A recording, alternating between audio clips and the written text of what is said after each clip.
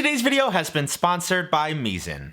I know, another TikTok test, but you guys seem to love them, and a ton of recipes have been popping off, and you guys have been sending them to me over the past few months. So over on my Instagram story, I just put a little text box asking you guys what you'd like to see me create. Among the replies were your self-confidence, as well as someone else's will to live. I don't know that I'm exactly qualified to help you out with that, but as for some food recipes, you guys really wanted me to do the pasta chips, a couple different ramen hacks, and then the ice cream bread. Pause the video and leave a comment with which recipe you think is gonna come out the best today, and let's get right into this one. It's been a while since I've had a recipe flooded into my DMs and comments as much as this one. The pasta chips have just been everywhere recently, and they do look like they could be good. I have some doubts, clearly, but we'll get to them in a minute. Right now, I wanted to give a shout out to my friends over at Mohegan. Over a year ago, Mohegan and I teamed up to show you their amazing chef's knife, which I still use and adore to this day. And today they are back once again to not only make this video possible, but to also show off their incredible stainless skillet. If you're unfamiliar, Mohegan's mission is to inspire and enable great cooking. They offer premium kitchen tools sold at affordable prices. And like I said, their journey began with the chef's knife and has since expanded to stainless skillets and non-stick pans. No matter the product, Mohegan's end goal is the same: to help you create amazing meals at home for a fair price. Last time a bunch of you guys told me how happy you were with your chef's knife after using my discount code, and I cannot wait to hear the same about this pan. This thing is thick and a perfect blend of metals. The aluminum is a great conductor while the stainless steel retains the heat. It's got a huge cooking surface and it's virtually indestructible. This thing is dishwasher safe and oven safe up to 500 degrees Fahrenheit. So please do yourselves a favor, click the link in the top line of the description and use code Seymour to get 20% off of your first Mohegan purchase. And thanks so much to Mohegan for supporting the channel.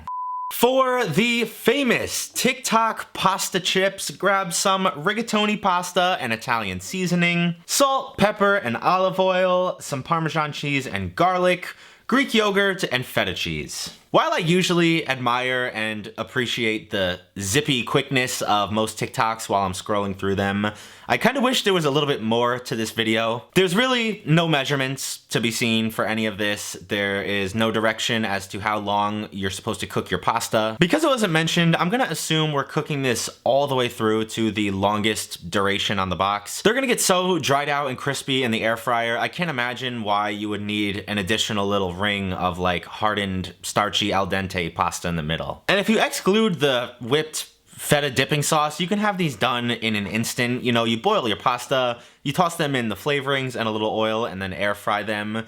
You can have these done faster than Bon Appetit.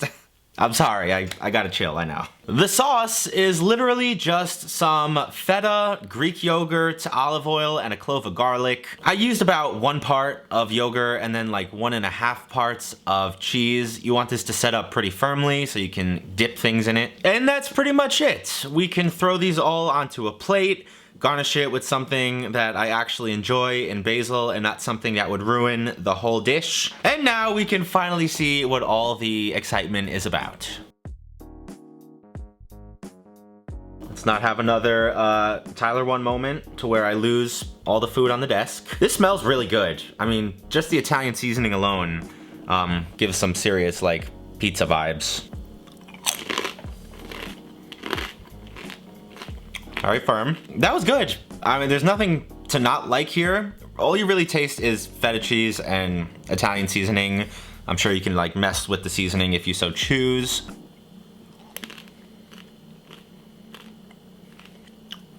Oh, hold on. That was not so good. That one was like super chewy and unpleasant.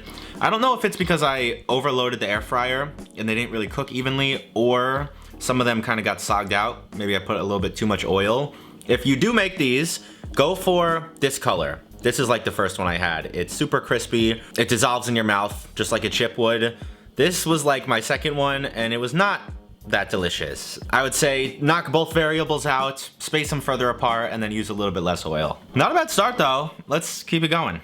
For the next carb course, we've got some ramen hacks, and because you guys didn't really say specifically which hack out of the two main ones that are going around right now, the Kewpie Mayo and Egg hack versus the garlic, soy sauce, butter, everything bagel hack, I figured we'd do them both because I love me some ramen and why not? For the latter of the two, the everything bagel ramen hack, grab some soy sauce and everything bagel seasoning, crushed red pepper flakes and butter, ramen noodles and some brown sugar, garlic, an egg, and scallions.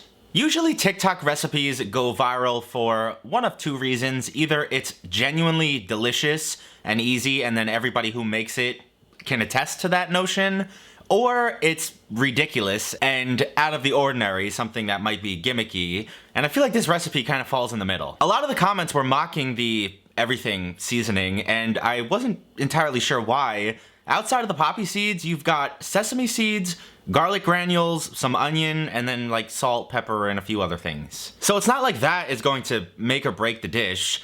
Not to mention, the sauce that these noodles are going in are like one mirin or sake shot away from being Rie's Tebasaki chicken wings. And y'all know how I feel about those. That's like one of the best recipes I've ever made. The reduced butter and garlic, soy sauce, and brown sugar is pretty much identical to how that recipe comes together. So I'm willing to put all my cards on the table now and say that this is gonna be delicious. But I have put my foot in my mouth before. I mean, I thought I was gonna get that damn chocolate ball at least one of my first 30 times, and we remember how that turned out. This dish, though, is getting finished off with the bagel seasoning as well as some of our sliced up scallions. And we can try the first of today's two TikTok ramen hacks.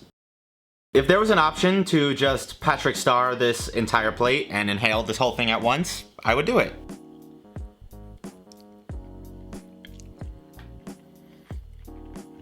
Yeah. This is delicious. I love ramen. And this is honestly one of the best ones I've had. I love the sweet, the salty. My only complaint is I overcooked it by like a minute or two. Ramen, most ramens are pre-cooked already. You're just like rehydrating them. So I'd say the second the noodles start to come apart in the water, like take them out and then just finish them in the sauce. Also, if you're excluding or barely putting any of the chili flakes in, cut the sugar way down too, because they're very intense, but they balance each other. It might be a little too sweet without the pepper. This is like top 3 TikTok recipes I've ever made, I think. Or I just love ramen. For the second ramen hack, we've got an interesting one. It is not difficult or labor intensive by any means, but it's definitely not something I would ever think to do on my own accord. I grabbed some ramen and an egg, garlic, and Kewpie mayo. This one might just test how much I love ramen. I love all of these ingredients individually. Together, uncooked, is gonna be interesting. You've gotta cook your noodles in some boiling water and reserve some of that pasta water. Chop up a clove of garlic and then mix it all together in a bowl with the noodles and eat it. I know in a lot of other countries, raw eggs are not really a problem. You don't even really refrigerate eggs in a lot of other countries, but the factory farm, unsanitary conditions, pasteurization stuff we got going on in the US, it's not exactly common to eat raw eggs. At least it gets tempered maybe a touch with that tablespoon of pasta water, but outside of that, this thing is going in raw, and what you see is what you get. This is the second ramen hack of the day.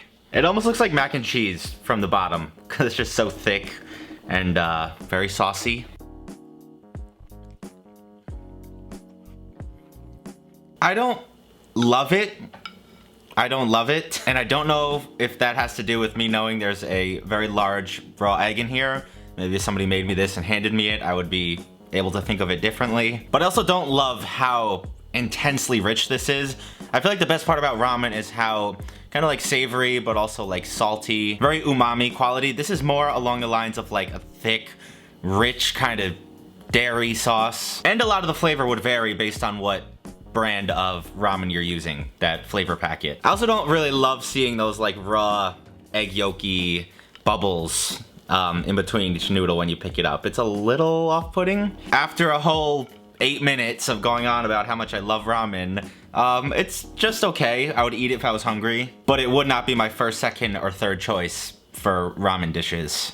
Last and maybe most likely least, is the 2-ingredient ice cream bread. This recipe is spreading like wildfire on TikTok, and to make it, you will need some self-rising flour and a pint of your favorite ice cream. Now, when you guys first started sending this, I thought it looked pretty familiar, and it turns out it's because I have done this recipe already. In fact, it was one of the first ever recipes I ever tested on this channel. It was well over 5 years ago. Except back then, I was using an entire carton of ice cream to make a full bundt cake.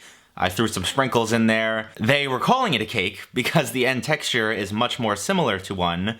And also, I had a lot better skin and was a little less pudgy. At least my hairline's always been clapped since I was a teenager. For this iteration though, you have to mix 1.5 cups of the self-rising flour with a pint of the very melty ice cream, stick it in the smallest bread pan you can find, and then bake it at 350 degrees for about 45 minutes. I remember the last one being just okay. It wasn't inedible, but it wasn't very good either. This one smells delicious. It smells very chocolatey, so let's see how it stacks up. I don't know of any bread that looks like this, really. The crumb is super tight. I feel like it kind of looks like something that's stuck in between a cake and a bread. This is not good, guys. There's just no other way to say it. It's incredibly drying. It dries your whole mouth out. It is very bland and flavorless. You get the most faint little chocolate taste at the end. It actually smells a lot more delicious and chocolatey than it tastes. Even a little bit of salt in this, or like just a splash of vanilla or anything that would help the flavor of this would go a long way. Maybe there's some other ice cream brands out there that would result in a little bit better of a texture, but unless you have all the stuff on hand already and you are incredibly bored, I cannot recommend that you waste your time on this. It's cool in theory, but not so much in practice. I hope you guys enjoyed today's video. If you did, leave me a big old like. Thank you again to Meezen for making this one possible. Let me know on my Instagram or down in the comments what you'd like to see me make most next week. And other than that, have a fantastic weekend, and I will see you right back here next time. Peace!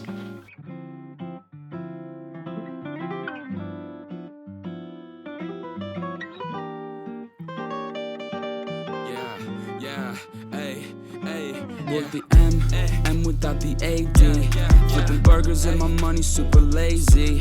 Try and make a meal tonight, they ain't paying me. Try and supersize my life with my A-team.